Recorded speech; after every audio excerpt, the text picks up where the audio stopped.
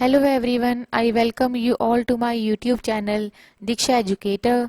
इस वीडियो में हम करेंगे एनसीईआरटी क्लास 8th की इंग्लिश बुक की सेकंड पोइम जिसका नाम है ज्योग्राफी लेसन, जिसका मीनिंग है भूगोल का पाठ। तो पहले एक पोइम की इंट्रोडक्शन देख लेते हैं। Can you imagine what your city would like if you saw it from 10,000 feet above the ground. क्या आप इमेजिन कर सकते हैं कि आपका शहर कैसा लगता होगा अगर आप इसे 10,000 फीट की ऊंचाई से देखें। अगर आप जमीन से 10,000 फीट की ऊंचाई पर से इसको देखें तो ये कैसा लगेगा। Neatly planned and perfect in proportion like a geometric design. बिल्कुल नीटली साफ सुथरा प्लान किया हुआ और परफेक्टली डिजाइन किया हुआ, जैसे कि हमारा ज्योमेट्रिकल डिजाइन होते हैं। It would strike you as something very different from what it actually is while you are in the thick of it.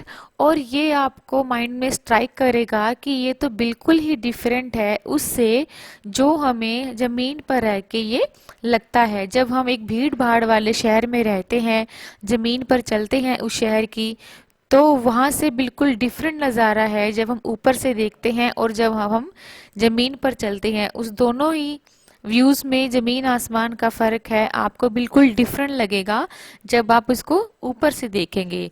Here is a poets description of just such a view of the city.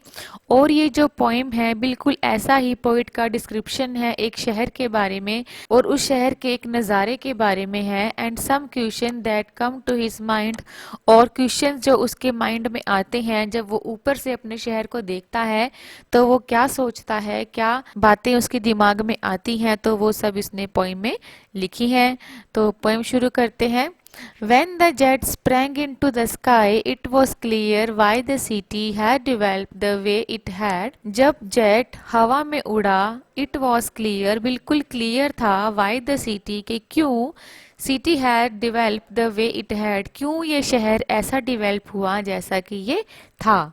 Seeing it scale 6 inches to the mile, मैंने देखा कि ये जो इसका scale था वो 6 inch से लेके माइल तक था, 1 मील तक था।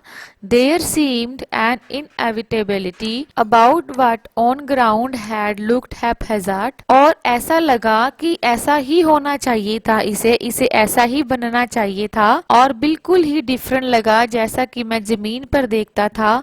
और ये हैपहैजार्ड होता है जहाँ पे कोई प्लानिंग ना हो, बहुत ही भीड़ भाड़ हो, बहुत ही जल्दबाजी में बनाया गया शहर हो।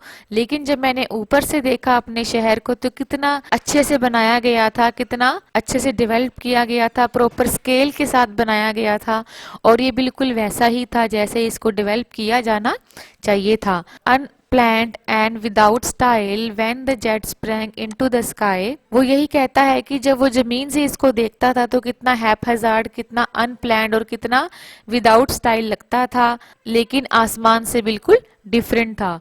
When the jet reached 10,000 feet, it was clear why the country had cities where the rivers ran and why the valleys were populated. जैसे ही हमारा जेट 10,000 फीट पे पहुंचा तो ये बात बिल्कुल क्लियर थी कि क्यों एक देश में ऐसी जगहों पर सिटीज बनती हैं जहां पर नदियां बहती हैं, और क्यों नदी की घाटियां, क्यों समुद्रों की घाटियां इतनी पॉपुलेटेड होती हैं, क्यों वहां पे जनसंख्या इतनी रहती है। द लॉजिक ऑफ ज्योग्राफी, ये ज्योग्राफी का ही तर्क है, that land and water attracted man, कि हमेशा से ही जमीन और वाटर ने इंसानों को, आदमी को अट्रैक्ट किया है। जहां पर भी प्रॉपर जमीन हो, जहां पर भी प्रॉपर वाटर हो, तो वहां पे हमेशा ही आदमी रहना चाहता था और आज भी रहना चाहता है।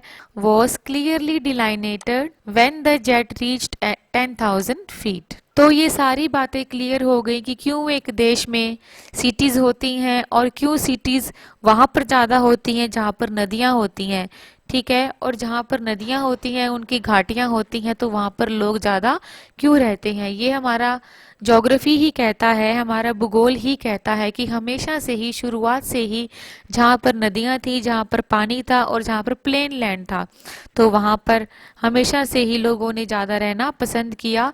पहाड़ों में भी कम जनसंख्या होती है और जहाँ उबड़ खाबड़ जगह हो वहाँ पर भी बहुत कम जनसंख्या होती है, और जहाँ पर प्लेन एरिया होता है, जहाँ नदियाँ बहती हैं, वहाँ सबसे ज़्यादा पॉपुलेशन होती है।